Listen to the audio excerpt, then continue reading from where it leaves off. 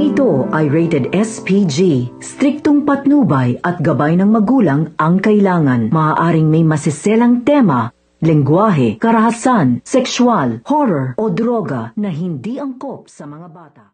Pumunta na nga itong sila Tanggol at itong sila Boss Lilina dito nga sa hideout nito nila Don Pakundo. At sinabi nga nito ni Madonna ay may natitira pa nga daw ng mga armas dito nga sa armory.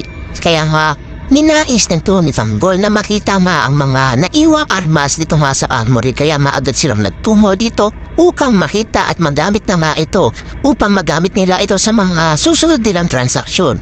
Aabangan nga natin kung ano mga ba mangyayari sa magiging produkto nila Boss Lilina at ito ni Tanggol.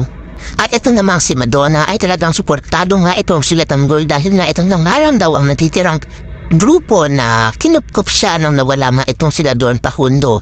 Ano nga ba ang papel nito nila Madonna sa madaganap na produksyon dito nga sa nais na negosyo nito nila Tambola? Abangan nga natin yan dito na sa FTJ's Batang Quiapo.